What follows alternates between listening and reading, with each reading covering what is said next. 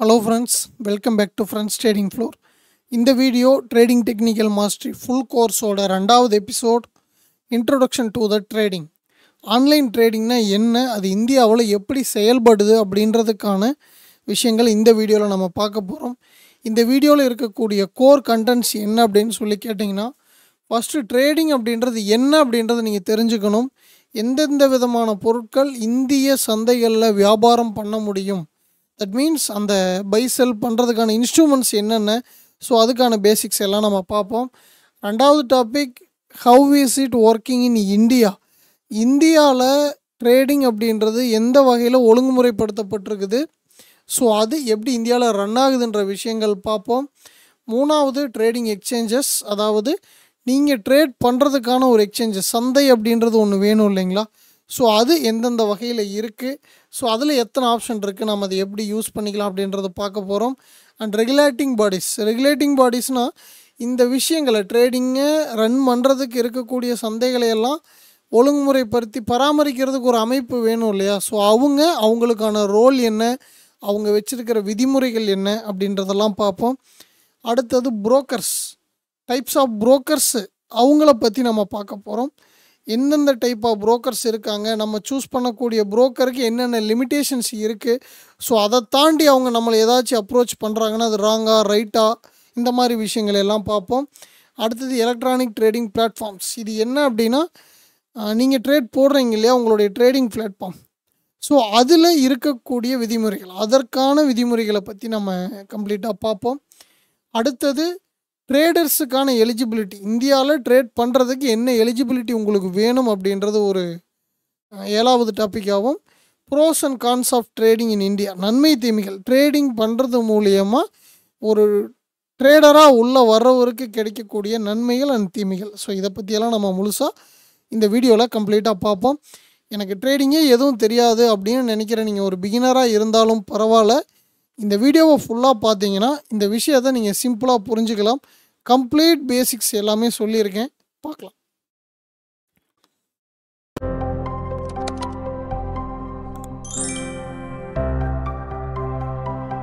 What is trading? Trading அப்படின்றது என்ன ஜென்ரலாக சொன்னேன், அந்த அதுக்காக தான் எக்ஸாம்பிளுக்கு இமேஜ் வச்சுருக்கேன். பை அண்ட் செல், அந்த வாங்கி விற்கிற வியாபாரம் தாங்க ட்ரேடிங். இதில் பார்த்தீங்க அப்படின்னா ஒரு ஃபினான்ஷியல் இன்ஸ்ட்ருமெண்ட், அதாவது ஒரு கம்பெனியினுடைய ஸ்டாக்காக இருக்கட்டும், அல்லது ஒரு கமாடிட்டியாக இருக்கட்டும், அல்லது ஒரு கரன்சியாக இருக்கட்டும், அல்லது ஒரு நிறுவனத்தோட பாண்டு, கவர்மெண்ட்டோட பாண்டு, ஸோ இந்த மாதிரி எந்த விஷயங்களையும் நீங்கள் லீகலாக இந்தியாவில் ட்ரேட் பண்ண முடியும். என்னப்பா கரன்சி மார்க்கெட் இந்தியாவில் ட்ரேட் பண்ணலாமா, எல்லாம் கரன்சி மார்க்கெட் அப்படின்றது ஃபாரெக்ஸ் தான், ஓகேங்களா. ஸோ ஃபாரெக்ஸ் இந்தியாவில் லீகலாக பண்ண முடியும்னு சொல்கிறீங்க, அது எப்படி? ஸோ அதெல்லாம் அடுத்தடுத்த வீடியோஸில் சொல்கிறேன். இதில் இருக்க ஒவ்வொரு செக்மெண்ட்டுக்கும் தனித்தனியாக நான் வச்சுருக்கேன்.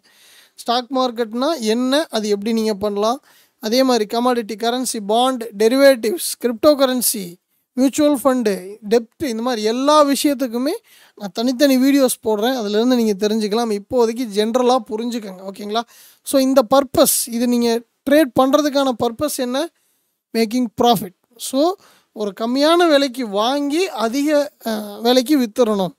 ஒரு ஸ்டாக் இருக்குது, அந்த ஸ்டாக் ஒரு 10 ரூபாய்க்கு கிடைக்குது, எனக்கு அது 100 ரூபாய்க்கு போகுன்ற கான்ஃபிடென்ஸ் வருதுன்னா நீங்கள் அந்த 10 ரூபாய்க்கு வாங்கி 100 ரூபாய்க்கு விற்றுக்கலாம். ஸோ இதுதான் ட்ரேடிங். அதே மாதிரி தான் கமாடிட்டி. இப்போ கோல்டு எனக்கு ஒரு கம்மி விலையில் கிடைக்குது, நான் வாங்கினதில் இருந்து ப்ரைஸ் கீழே இறங்காது, மேலே தான் போகும், அதுக்கான டிமாண்ட் இருக்குது அப்படின்றப்போ, ஸோ அந்த மாதிரி லொக்கேஷன்ஸை ஃபைன் பண்ணி நீங்கள் தாராளமாக இந்தியாவில் இந்த விஷயங்கள் எல்லாத்தையுமே ட்ரேட் பண்ணலாம், ஓகேங்களா.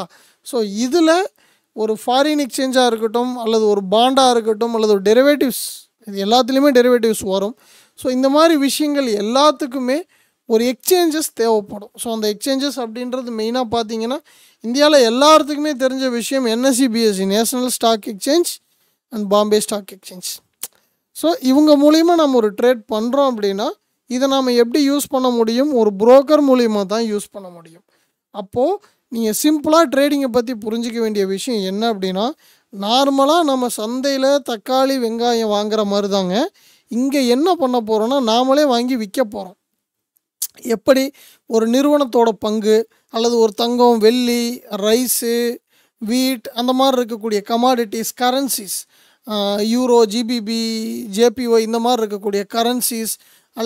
அதுக்கடுத்து பாண்டு எடுத்துக்கிட்டிங்கன்னா ஒரு நிறுவனத்தோட பாண்டு அல்லது ஒரு கவர்மெண்ட்டோட பாண்டு. ஸோ இந்த மாதிரி விஷயங்கள் எல்லாமே ஒரு கம்மியான விலைக்கு வாங்கி அதிக விலைக்கு விற்கணும், அல்லது அதிக விலைக்கு விற்று கம்மியான விலைக்கு வாங்கணும். அது ஷார்ட் செல் அப்படின்னு சொல்லுவாங்க. ஸோ அதை பற்றியெல்லாம் நம்ம ஃபியூச்சர்ஸில் பார்ப்போம். ஸோ சிம்பிளாக புரிஞ்சுக்கோங்க, இது இந்தியாவில் ரெகுலேஷன் பண்ணப்பட்ட ஒரு பிஸ்னஸ். இதை நீங்கள் கேம்பிளிங் மைண்ட் செட்டில் அப்ரோச் பண்ணினீங்க அப்படின்னா கண்டிப்பாக லாஸ் தான் வரும். ஸோ அதை பற்றின அவேர்னஸ் அப்படின்ற ஒரு விஷயம் ரொம்ப ரொம்ப முக்கியம். அப்போது இது இந்தியாவில் எப்படி ஒர்க் ஆகுது அப்படின்னு சொல்லி பார்த்தீங்க அப்படின்னா, இதில் நமக்கு ஒரு மெயினாக இருக்கக்கூடிய இந்த என்எஸ்சி, பிஎஸ்சி அந்த மாதிரி ஸ்டாக் எக்ஸ்சேஞ்சஸ், ரெகுலேட் பண்ணப்பட்ட ஸ்டாக் எக்ஸ்சேஞ்சஸ் சொல்கிறோம் இல்லைங்களா, இதில் ஒரு இண்டிவிஜுவல் இன்வெஸ்டராக இருக்கக்கூடிய ஒரு ரீட்டைல் ட்ரேடரும் இன்ஸ்டிடியூஷனல் பிளேயர்ஸ் அப்படின்னு சொல்லக்கூடிய ஹியூஜ் மணி வச்சுருக்கவங்களும் எல்லாருமே பார்ட்டிசிபேட் பண்ணலாங்க. ஈவன் நானும் பண்ண முடியும், நீங்களும் பண்ண முடியும். ஆனால் அதுக்கான எனாஃப் மணி அப்படின்ற ஒரு விஷயம், எனாஃப் நாலேஜ் அப்படின்ற ஒரு விஷயம் நமக்கு கண்டிப்பாக தேவை. அப்போது இந்தியன் மார்க்கெட் அப்படின்னு சொல்லி எடுத்துக்கிட்டிங்கன்னா வெரைட்டி ஆஃப் மார்க்கெட்ஸ் இருக்குது. Equity, commodity, bond.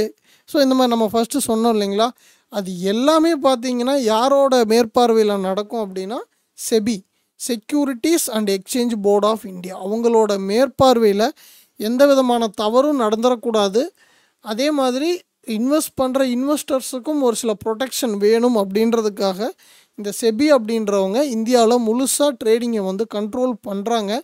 இது எல்லாத்துக்குமே செபி தான் ஒரு அத்தாரிட்டி. ஒரு ஸ்டாக் மார்க்கெட் ஈக்விட்டியாக இருக்கட்டும், இல்லை ஒரு கமாடிட்டி மார்க்கெட்டாக இருக்கட்டும், பாண்ட் மார்க்கெட்டாக இருக்கட்டும், மியூச்சுவல் ஃபண்ட் மார்க்கெட்டாக இருக்கட்டும், எல்லாத்துக்குமே கண்ட்ரோல் யாருன்னா செபி. இவங்க மூலியமாக தான் ட்ரேடிங் அப்படின்றது நடக்குது.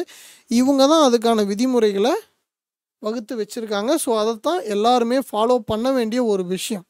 இது என்ன அப்படின்னு சொல்லிங்கன்னா, மார்க்கெட்டோட டைப்பை பொறுத்து இந்தியாவில் காலையில் 8:45 நைட்டு 11:55 வரைக்கும் வீக் டேஸில், ஹாலிடேஸை தவிர மற்ற எல்லா நாட்கள்லேயுமே ட்ரேடிங் அப்படின்றது நடக்கும்.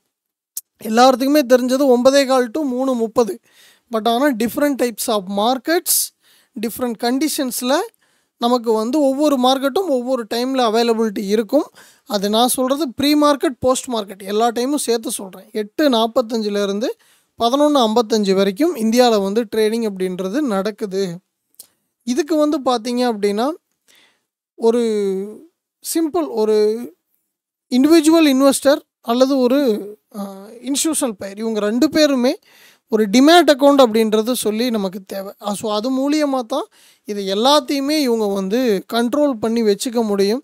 ஸோ அப்போது ஒரு ட்ரேடர் அப்படின்றவருக்கு டிமேட் அக்கௌண்ட் அப்படின்றது ரொம்ப ரொம்ப தேவை அப்படின்றது செபி அப்படின்றவங்க வகுத்து வச்சுருக்கிற ஒரு சில விதிமுறைகள். ஸோ அதை பற்றியெல்லாம் நம்ம அடுத்து பார்க்கலாம். சிம்பிளாக புரிஞ்சுக்கோங்க, செபி அப்படின்றவங்க நம்ம இந்தியாவில் ட்ரேடிங்கை கண்ட்ரோல் பண்ணுறாங்க. அதில் ஒரு இண்டிவிஜுவல் இன்வெஸ்டரும் பார்ட்டிசிபேட் பண்ண முடியும், ஒரு இன்ஸ்டிடியூஷனல் பிளேயர்ஸ், பிக் மணி வச்சுருக்கக்கூடிய அந்த மாதிரி பிளேயர்ஸும் பார்ட்டிசிபேட் பண்ண முடியும். டிஃப்ரெண்ட் மார்க்கெட் கண்டிஷன்ஸுக்கு நமக்கு காலையில் 8:45 நைட்டு 11:55 வரைக்கும் வீக் டேஸில், ஹாலிடேஸ் தவிர மற்ற நாட்களில் ட்ரேடிங் பண்ணுறதுக்கு எல்லா மார்க்கெட்டுமே இந்தியாவில் அவைலபிள் இருக்கும். அடுத்த விஷயம் ட்ரேடிங் எக்ஸ்சேஞ்சஸ். சரிண்ணா, இதெல்லாம் போய் எங்கே ட்ரேட் பண்ணுறது? முதல் விஷயம், ஸ்டாக் மார்க்கெட்டில் மொத்தம் ஒரு 3 எக்ஸ்சேஞ்சஸ் இருக்குதுங்க. என்ன அப்படின்னா, நேஷ்னல் ஸ்டாக் எக்ஸ்சேஞ்ச், இது 1992 ஸ்டார்ட் பண்ணப்பட்டது. இந்தியாவில் லார்ஜஸ்ட் ஸ்டாக் எக்ஸ்சேஞ்ச் இது தான். ஒரு வால்யூம் படி எடுத்துக்கிட்டிங்க அப்படின்னா லார்ஜஸ்ட் ஸ்டாக் எக்ஸ்சேஞ்ச். எல்லாருமே மோஸ்ட்லி ட்ரை பண்ணுறது என்எஸ்சியில் தான் ட்ரேட் பண்ணுவாங்க. அண்டு இது எல்லாமே கொடுக்குறது ஈக்விட்டிஸ் கொடுக்குறாங்க, டெரிவேட்டிவ்ஸ் கொடுக்குறாங்க, கரன்சி செக்மெண்ட்ஸ், மியூச்சுவல் ஃபண்டு, டெப்ட், இது எல்லாத்தையுமே நம்ம என்எஸ்சி மூலிமா ட்ரேட் பண்ணிக்க முடியும். அதே மாதிரி தான் பாம்பே ஸ்டாக் எக்ஸ்சேஞ்ச். இது ஒரு வேர்ல்டுலேயே பழமையான ஸ்டாக் எக்ஸ்சேஞ்ச். அது இந்தியாவில் இருக்குது. 1875 ஸ்டார்ட் பண்ணப்பட்டது. இவங்களும் equity, bond, mutual funds, commodities. So இவங்கள்ட்ட ஆல்மோஸ்ட் கமாடிட்டி இல்லை, ஓகேங்களா. இவங்க எல்லாமே ஸ்டாக் சைடில் மட்டும்தான். அதுக்கான டெரிவேட்டிவ்ஸ் எல்லாமே பண்ணிக்கலாம். கரன்சிஸ் பண்ணிக்கலாம், ஈக்விட்டிஸ் பண்ணிக்கலாம், பாண்ட்ஸ் பண்ணிக்கலாம், மியூச்சுவல் ஃபண்ட்ஸ் பண்ணிக்கலாம். ஸோ இந்த மாதிரி எல்லா டெரிவேட்டிவ்ஸும் நம்ம இவங்கள்ட்ட பண்ணிக்கலாம். ஈக்விட்டிஸும் பண்ண முடியும். Metropolitan Stock Exchange of India, இது எத்தனை பேர்த்துக்கு தெரியும்னு எனக்கு தெரியலை. எம்எஸ்சின்னு சொல்லுவாங்க. ரீசெண்டாக 2012 ஸ்டார்ட் பண்ணப்பட்ட ஒரு எக்ஸ்சேஞ்சுங்க. இவங்களும் பார்த்தீங்கன்னா ஈக்விட்டிஸ் கொடுக்குறாங்க. சிமிலர் டு என்எஸ்சி பிஎஸ்சி அதே மாதிரி தான். பட் இது எந்த அளவுக்கு எல்லாத்துக்கும் தெரிஞ்சிருக்கும் அப்படின்றது எனக்கு தெரியலை. நானும் ரிசர்ச் பண்ணும்போது தான் நான் ரீசெண்டாக கற்றுக்கிட்டேன் இந்த விஷயங்கள். எங்களுடைய ட்ரேடிங் பிகினிங் ஸ்டேஜில் எங்களுக்கு தெரிஞ்சது என்எஸ்சி பிஎஸ்சி மட்டும்தான், சென்செக்ஸ் நிஃப்டி. ஸோ அதுதான் லார்ஜாக இந்தியாவில் வந்து ட்ரேட் ஆகிற வால்யூம் வச்சுருக்கக்கூடிய எக்ஸ்சேஞ்சஸ். ஸோ அதனால் இது மேபி சிலருக்கு தெரியாமல் போகிறதுக்கான பாசிபிள் இருக்குது. ஸோ தெரிஞ்சுக்கங்க, இப்படியும் ஒரு எக்ஸ்சேஞ்ச் இருக்குது. இவங்களும் பார்த்தீங்கன்னா equity, currency, interest rate, bond and இன்னும் கரன்சி செக்மெண்ட்ஸ் எல்லாமே, டெரிவேட்டிவ்ஸ் எல்லாமே பண்ணி கொடுக்குறாங்க.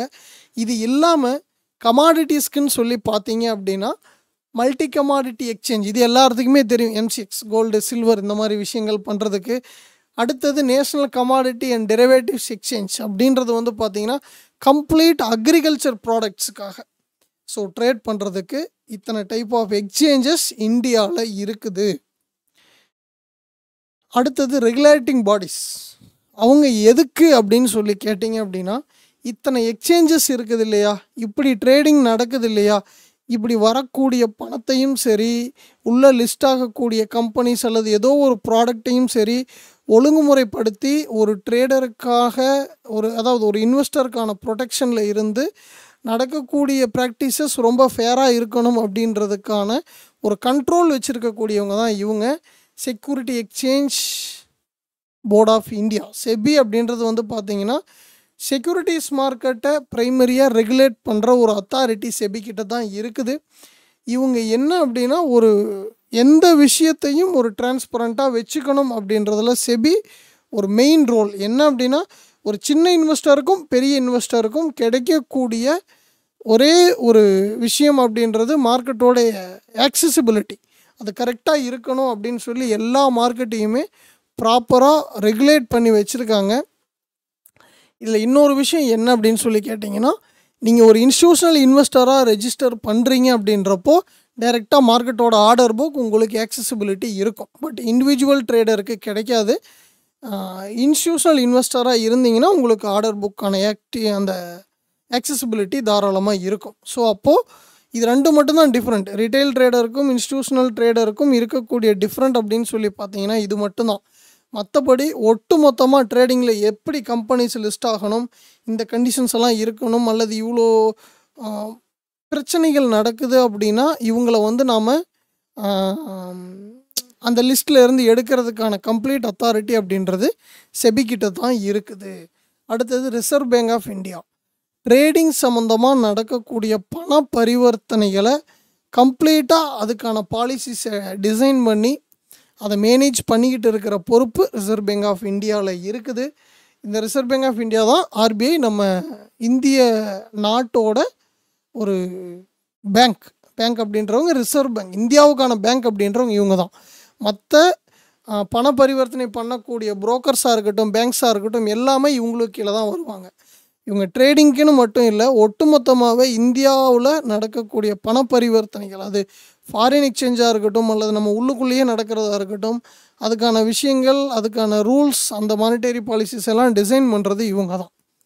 ஓகேங்களா. அடுத்து மினிஸ்ட்ரி ஆஃப் ஃபினான்ஸ், இந்த ஆர்பிஐயாக இருக்கட்டும் செபியாக இருக்கட்டும், இவங்க சரியாக தான் செய்கிறாங்களா, இவங்களுக்கான ஒரு என்ன சொல்கிறது ஃபினான்ஷியல் பாலிசி அண்ட் இந்தியாவில் நடக்கக்கூடிய இந்த மாதிரி இப்போ ட்ரேடிங் மூலியமாக இருக்கட்டும் அல்லது ஆர்பிஐ மூலியமாக இருக்கட்டும் நடக்கக்கூடிய ஒரு சில வியாபாரங்களுக்கான டேக்ஸஸ், மற்ற விஷயங்கள் எல்லாத்தையுமே இவங்க ரெண்டு பேர்த்தையுமே ஒரு கண்காணிக்கிறதுக்கான விஷயம் என்னன்னு சொல்லி பார்த்தீங்கன்னா மினிஸ்ட்ரி ஆஃப் ஃபினான்ஸ். ஸோ அவங்க தான் இவங்க ரெண்டு பேர்த்துக்குமான ஒரு கண்காணிப்பு குழுன்னு சொல்ல முடியாது, அது வந்து ஒரு தனி மினிஸ்ட்ரி. அந்த மினிஸ்ட்ரி தான் இவங்க ரெண்டு பேர்த்தையும் கண்ட்ரோல் பண்ணுது. இதில் இந்தியாவில் வந்து பார்த்தீங்க அப்படின்னா ஒரு சில ஆக்ட்ஸ், இப்போ நீங்கள் ட்ரேடராக இருக்கிறீங்கன்னா சிம்பிளாக ஒரு படிக்க வேண்டிய ஒரு சில விஷயங்கள் என்னன்னு சொன்னால், நீங்கள் ஒரு புரோக்கர் சூஸ் பண்ணுறதுக்கு, மற்றபடி நம்ம மார்க்கெட்ஸை பற்றியெல்லாம் தெரிஞ்சுக்கிறதுக்கு இந்த மாதிரியான விதிமுறைகள் இருக்குது, நம்ம இதெல்லாம் மீறக்கூடாதுன்னு சிம்பிளாக நீங்கள் தெரிஞ்சுக்கணுன்னா SEBI act 1992 and securities contract act 1956, FEMA act 1999, companies act 201 இந்த மாதிரி ஒரு சில ஆக்ட்ஸ் எல்லாம் இருக்குது. நீங்கள் ஃப்ரீயாக இருக்கப்போ பிகினராக இருந்தீங்கன்னா இதெல்லாம் படிச்சுக்கோங்க. இதுக்கான லிங்க் எல்லாமே நான் வீடியோவோட டிஸ்கிரிப்ஷனில் கீழே கொடுக்குறேன். ஓகேங்களா? ஸோ அடுத்தது types of brokers. Types of brokers அப்படின்னு சொல்லி பார்த்தீங்கன்னா இந்தியாவில் 2 டைப் ஆஃப் புரோக்கர் தாங்க.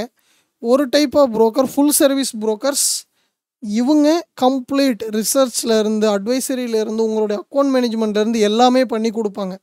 ஒரு பர்சனைஸ் ஒரு என்ன சொல்கிறது, ஒரு பர்சனலாக உங்களுக்கு ஒரு ட்ரேடிங் அசிஸ்டண்ட் மாதிரியே அவங்க வேலை செய்வாங்க. பட் ஆனால் உங்களுடைய சார்ஜஸ் கொஞ்சம் ஹையாக இருக்கும். இவங்க full service brokers. And discount brokers அப்படின்றவங்க உங்களுக்கான ட்ரேடிங் பிளாட்ஃபார்ம் கொடுப்பாங்க, உங்களுக்கான செட்டில்மெண்ட்ஸ் கொடுப்பாங்க. ஸோ அவங்க வேலையை பார்த்துட்டு போயிடுவாங்க. ரிஸ்க் எடுத்து ட்ரேட் பண்ண வேண்டியது, அனாலிசிஸ் பண்ணிக்க வேண்டியது எல்லாமே நம்மளுடைய பொறுப்பு. அப்போது இந்த டிஸ்கவுண்ட் புரோக்கர் சைடில் இருந்து நமக்கு எந்த விதமான ஒரு போர்ட்ஃபோலியோ மேனேஜ்மெண்ட்டோ ஒரு ரிசர்ச்சோ ஒரு என்ன சொல்கிறது ஒரு அட்வைசரி சம்மந்தமான விஷயங்கள் கிடைக்காது. இதில் உங்களுக்கு எந்த விதமான புரோக்கர்ஸ் வேணுங்கிறத நீங்கள் சூஸ் பண்ணிக்கோங்க. இது எல்லாமே பார்த்தீங்கன்னா நம்ம முன்னாடி பார்த்த ஆக்ட்டு செக்யூரிட்டிஸ் கான்ட்ராக்ட் ஆக்ட் படி இவங்க செபியில் கம்ப்ளீட்டாக ரெஜிஸ்டர் ஆன புரோக்கராக இருக்கணும். இதை நீங்கள் சூஸ் பண்ணலை அப்படின்னா உங்களுக்கு நிறைய பிரச்சனைகள் வரும். ஸோ அதை பற்றி நம்ம அடுத்தடுத்து வரக்கூடிய வீடியோஸில் பார்க்கலாம். அடுத்தது எலக்ட்ரானிக் ட்ரேடிங் பிளாட்ஃபார்ம்ஸ் அப்படின்றது சொல்லி பார்த்தீங்கன்னா கம்ப்ளீட்டாக நீங்கள் ட்ரேட் பண்ணுறதுக்கு சூஸ் பண்ணக்கூடிய ஒரு ட்ரேடிங் பிளாட்ஃபார்ம் அப்படின்றது prohibition of fraudulent and unfair trade practices regulation 2003 படி செபியோட இந்த விதிமுறைகளுக்கு கீழே ரெஜிஸ்டர் ஆன ஒரு ட்ரேடிங் பிளாட்ஃபார்ம் தான் நீங்கள் யூஸ் பண்ணணும். அது நிறையா புரோக்கர்ஸ் கண்டிப்பாக வச்சுருப்பாங்க. அதில் வந்து பார்த்தீங்கன்னா Zerodha, Upstox, angel one, ICICI direct அப்படின்றதெல்லாம் ஒரு ஃபேமஸாக எல்லாருமே ட்ரேட் பண்ணக்கூடிய பிளாட்ஃபார்ம்ஸ். இதில் மென்ஷன் பண்ணியிருக்கிற இந்த நேம் எதுவுமே ரெக்கமெண்டேஷன் கிடையாது அண்ட் எதுவுமே ஸ்பான்சர்லாம் கிடையாதுங்க. இது நான் எக்ஸாம்பிளுக்காக எடுத்து வச்சுருக்கிற நேம்ஸ். ஸோ இந்த மாதிரி பிளாட்ஃபார்ம்ஸ் அதிகமாக இந்தியாவில் யூஸ் பண்ணி ட்ரேட் பண்ணுறாங்க. ஓகேங்களா? இது எல்லாத்தையுமே ரெகுலேட் பண்ணுறது யாருன்னா திரும்பவும் நம்ம அதே விஷயம் தான், செபி தான். ஸோ செபி தான் இதுக்கான எல்லாத்துக்குமான கண்ட்ரோல். இவங்க மூலியமாக நீங்கள் ட்ரேட் பண்ணுறதுக்கு ஒரு நல்ல புரோக்கர் சூஸ் பண்ணணும். அந்த புரோக்கர் எந்த வகையில் இருக்கணுன்றது நான் ப்ரீவியஸ் ஸ்லைடில் சொல்லியிருக்கேன். அவங்க மூலியமாக இருக்கக்கூடிய ட்ரேடிங் பிளாட்ஃபார்ம்ஸ் அப்படின்றது ஓரளவுக்கு நமக்கு ட்ரஸ்டபுளாக இருக்கும். ஒரு ரியல் டைம் டேட்டா நமக்கு கிடைக்கும். ஒரு ஆர்டர் ப்ளேஸ் பண்ணுறதா இருக்கட்டும் அல்லது நம்மளுடைய அக்கௌண்ட் மேனேஜ் பண்ணுறதா இருக்கட்டும், ஓரளவுக்கு நமக்கு ப்ராப்பராக எந்த விதமான ஃப்ராடுலண்ட் ஆக்டிவிட்டீஸும் இல்லாமல் இருக்கும். நம்ம மேனிப்புலேட் ஆகாமல் தவிர்த்துக்கலாம். பட் ப்ரைஸ் மேனிப்புலேட் ஆகிறத நம்மளால் கண்ட்ரோல் பண்ண முடியாதுங்க. இந்த ஸ்லிப்பேஜ் இந்த மாதிரி விஷயங்கள் இல்லாமல் இருக்கணுன்றதுக்காகத்தான் இந்த எலக்ட்ரானிக் பிளாட்ஃபார்ம்ஸுக்கான ஆக்ட் அப்படின்றது தனியாக இருக்குது. ஸோ அது சம்மந்தப்பட்ட விஷயங்கள் பிடிஎஃப் எது வேணும் அப்படின்னாலும் நம்மளுடைய டிஸ்கார்ட் குரூப்பில் இருக்கும். ஆனால் நீங்கள் டைரெக்டாக செபியோட வெப்சைட்லேருந்து டவுன்லோட் பண்ணிக்கிறதுக்காக நான் லிங்க்கும் வீடியோவோட டிஸ்கிரிப்ஷனில் கொடுக்குறேன். அதை வந்து நீங்கள் டவுன்லோட் பண்ணி படித்து பாருங்கள். அடுத்தது ட்ரேடர்ஸுக்கான எலிஜிபிலிட்டி அண்ட் லிமிட்டேஷன்ஸ் அப்படின்னு சொல்லி பார்த்தீங்கன்னா முதல் விஷயம் உங்கள்கிட்ட பேன் கார்டு இருக்கணும், 18 வயசு தாண்டி இருக்கணும். நீங்கள் ஒரு 18 வயசு தாண்டாத ஒரு மைனராக இருக்கிறீங்க அப்படின்றப்போ உங்களுக்கு வந்து ஒரு கார்டியன் அக்கௌண்ட் மூலியமாக தான் இந்தியாவில் வந்து ட்ரேட் பண்ணுறதுக்கான லிமிட்டேஷன் வந்து தாராளமாக கிடைக்கும். யார் வேணாலும் ட்ரேட் பண்ணலாம், அது பிரச்சனை கிடையாது. ஓகேங்களா? அதே மாதிரி இந்தியன் ரெசிஸ்டன்ஸாக நீங்கள் இருக்கிறீங்க அப்படின்றப்போ கண்டிப்பாக கேவிசி வெரிஃபிகேஷன் பண்ணியிருக்கணும். அந்த ப்ராசஸ் முடிஞ்சால் தான் உங்களுக்கு ட்ரேட் பண்ணுறதுக்கான அந்த ஆக்டிவிட்டி அப்படின்றது கிடைக்கும். அதே மாதிரி நான் ரெசிஸ்டன்ட் இந்தியன்ஸ் என்ஆர்ஐயாக நீங்கள் இருக்கிறீங்க அப்படின்றப்போ ஃபெமா ஆக்டுக்கு கீழே நீங்கள் வருவீங்க. அப்போது நீங்கள் வந்து என்ஆர்ஐ ட்ரேடிங் அக்கௌண்ட் அப்படின்றதும் இந்த டிரான்சாக்ஷனுக்கான செப்பரேட் பேங்க் அக்கௌண்ட் அப்படின்றதும் உங்களுக்கு தேவை. ஓகேங்களா? அதே மாதிரி என்ஆர்ஓ நான் ரெசிஸ்டன்ட் ஆர்டினரி அக்கௌண்ட்டாக இருக்குது அப்படின்றப்போ உங்களுக்கு வந்து எந்த விதமான டிஃப்ரெண்ட்டும் இல்லை, டேக்ஸ் மட்டும் மாறும். ஏன்னா என்ஆர்ஐ அப்படின்றது வெளிநாட்டில் வாழக்கூடிய இந்திய குடியுரிமையை வச்சுருக்கக்கூடிய நபர்கள். என்ஆர்ஓ அப்படின்றது இந்திய குடியுரிமை அவங்கள்ட்ட இருக்காது. இந்த எஃப்ஐஐன்னு சொல்கிறாங்கல்ல, ஃபாரின் இன்ஸ்டிடியூஷனல் இன்வெஸ்டர்ஸ், ஸோ அவங்கெல்லாம் மேபி என்ஆர்ஓ கீழே வர்றதுக்கான பாசிபிள் இருக்குது. ஸோ அவங்களுக்கான டேக்ஸஸ் அப்படின்றது டிஃப்ரெண்ட்டாக இருக்கும். ஸோ இது மட்டும்தான் வித்தியாசம். இதுதான் எலிஜிபிலிட்டி. Very simple. உங்களுடைய எஜுகேஷனல் குவாலிஃபிகேஷன் அப்படின்றதுக்கான ஒரு லிமிட்டேஷன் இது வரைக்கும் இல்லை, எனக்கு தெரிஞ்சு இல்லை. ஸோ உங்களுக்கு மினிமம் ரிக்யூர்மெண்ட்ஸ் அப்படின்றது இதுதான். அடுத்தது final pros and cons. Trading பண்ணுறது மூலியமா என்ன ஒரு நன்மை தீமைகள்?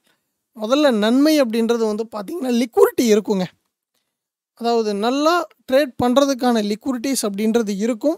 உங்களுக்கு ப்ராப்பர் நாலேஜ் இருந்துச்சுன்னா ஈஸியாக பை அண்ட் செல் பண்ணி ஸ்டாக்ஸ் மாதிரியான ஃபினான்ஷியல் இன்ஸ்ட்ருமெண்ட்ஸ் எத்தனையோ இருக்குது இல்லையா, கமாடிட்டிஸ், பாண்ட்ஸ், இந்த மாதிரி விஷயங்கள்லாம் ப்ராப்பராக லிக்விடிட்டி ஐடென்டிஃபை பண்ணி நீங்கள் வந்து ப்ராஃபிட் பண்ணிக்கலாம். உங்களுடைய ஆப்ஷன்ஸ் அப்படின்றது அதிகம்.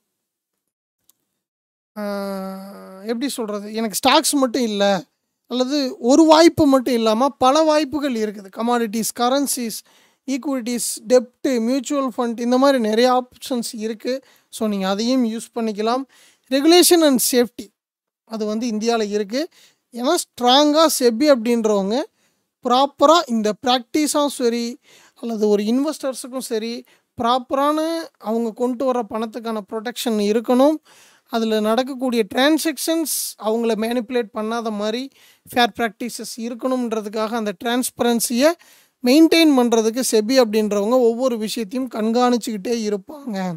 ஓகேங்களா? ஸோ அடுத்த விஷயம் க்ரோத் பொட்டன்ஷியல். நன்மைகளில் க்ரோத் பொட்டன்ஷியல் அப்படின்றது ரொம்ப ரொம்ப ஒரு எல்லாத்துக்கும் தேவையான ஒரு விஷயம். என்னென்னா, ஒரு ட்ரேடிங்குள்ளே வந்தால் நம்ம சம்பாரிச்சிக்கலாம். இதுதான் நம்ம ஃபினான்ஷியலாக க்ரோத் ஆகிறதுக்கான ஒரு விஷயம் இந்த ட்ரேடிங்கில் இருக்குது. பட் என்ன அப்படின்னா, அதுக்கான ப்ராப்பர் நாலேஜ் அப்படின்ற ஒரு விஷயம் உங்ககிட்ட இருக்கணுங்க. இருக்கும்போது தான் நீங்கள் ப்ராப்பராக அந்த விஷயத்தை கற்று மார்க்கெட்டில் வந்து ஒர்க் அவுட் பண்ணி பார்க்க முடியும். அதே மாதிரி ஒரு என்ட்ரி பேரியர்ஸ் அப்படின்றது ரொம்ப கம்மி.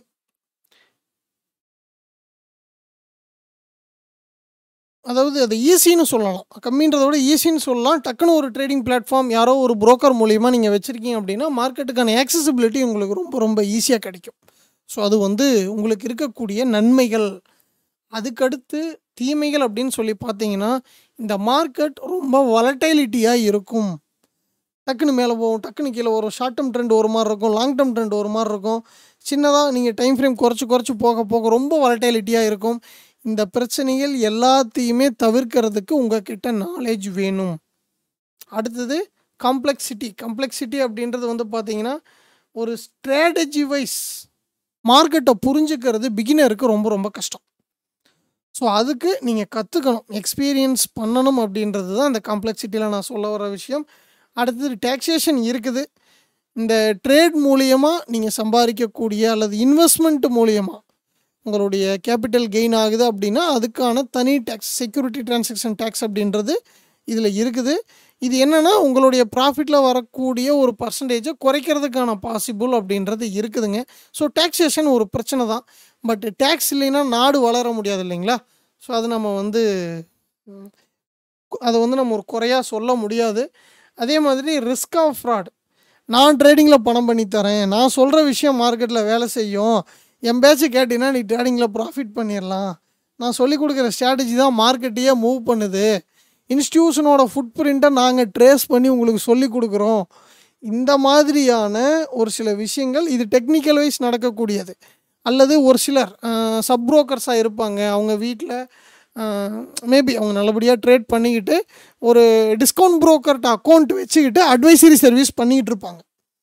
ஓகேங்களா? ஸோ இந்த மாதிரியான ஒரு அன்ரெகுலேட்டட் வேலைகள் எல்லாமே அவர்கிட்ட ப்ராப்பர் புரோக்கரேஜ் இருக்காது. எக்ஸாம்பிள், இந்தியாவில் டிஸ்கவுண்ட் புரோக்கராக இருக்கக்கூடிய ஏதோ ஒரு புரோக்கருக்கு கீழே அவர் அக்கௌண்ட் வச்சுருப்பார், அவர் ஒரு சப் புரோக்கராக இருப்பார். அவர் உங்ககிட்ட வந்து சொல்லுவார், நாங்கள் இப்படி அட்வைசரி சர்வீஸ்லாம் பண்ணி கொடுக்குறோம், கொண்டு வந்து நீங்கள் இன்வெஸ்ட் பண்ணுங்கள் அப்படின்னு சொல்லி உங்களை மேனிப்புலேட் பண்ணுறதுக்கான பிரச்சனைகள் எல்லாமே நடக்கும். பிகாஸ் ஆஃப் இந்த க்ரோத் பொட்டன்ஷியல் அப்படின்ற விஷயம். க்ரோத் பொட்டன்ஷியல் உங்களுக்கு வேணுங்கிறதுக்காக இந்த ஃப்ராடுலண்ட் ஆக்டிவிட்டீஸ் பண்ணக்கூடிய பீப்புள்ஸை நம்பி நீங்கள் போய் உங்களுடைய மணியை மார்க்கெட்டில் லாஸ் பண்ணுவீங்க. இப்போது ரீசெண்டாக எத்தனை பேர் படிச்சிங்கன்னு தெரியல, சப் புரோக்கர்ஸுக்கு ஒரு சில ரெஸ்ட்ரிக்ஷன்ஸ் செபியிலேருந்து கொண்டு வந்துட்டுருக்காங்க. இது வந்து நான் ஒரு அடிஷ்னல் டிப்ஸை சொல்லிக்கிறேன். ஸோ நீங்கள் இதுவரைக்கும் சொன்ன இந்த விஷயங்கள், மார்க்கெட்டுக்கான பேசிக்ஸ், புரோக்கர்னா யார், ரெகுலேட்டிங் பாடினா யார், ட்ரேடர்னால் என்ன வேணும், இதில் இருக்கக்கூடிய நன்மை தீமைகள் எல்லாம் சொல்லியிருக்கேன். நீங்கள் ஒரு பிகினர்னா இந்த வீடியோ புரிஞ்சிருந்துச்சு அப்படின்னா ஒரு தம்ஸ் அப் கொடுங்க.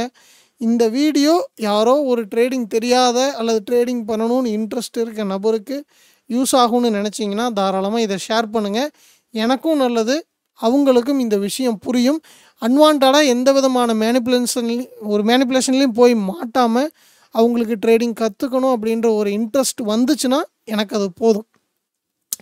ஓகேங்களா? ஸோ அதை நான் வந்து சிம்பிளாக சொல்லிக்கிறேன். ட்ரேடிங்கை பற்றி புரிஞ்சுக்கிட்டு நல்லபடியாக கற்றுக்கிட்டு ட்ரேட் பண்ணுங்கள்.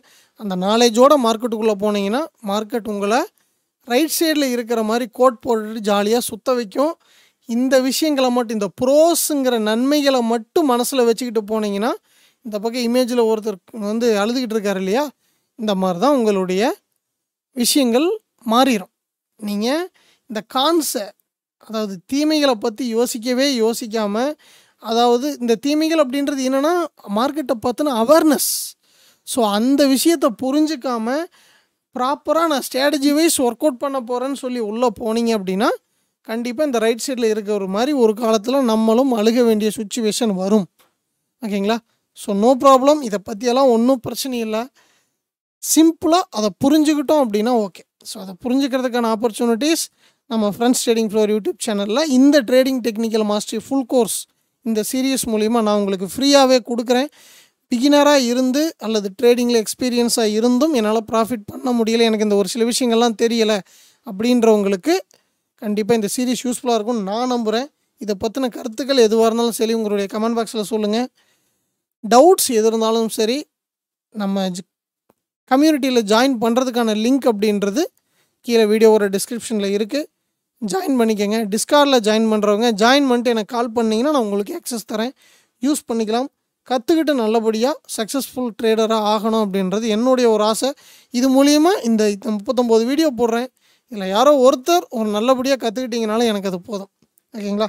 ஸோ ஃபஸ்ட்டு புரிஞ்சுக்கிட்டு ட்ரேட் பண்ணுறதுக்கு ட்ரை பண்ணுங்கள். வாழ்த்துக்கள். அடுத்த வீடியோவில் சந்திப்போம்.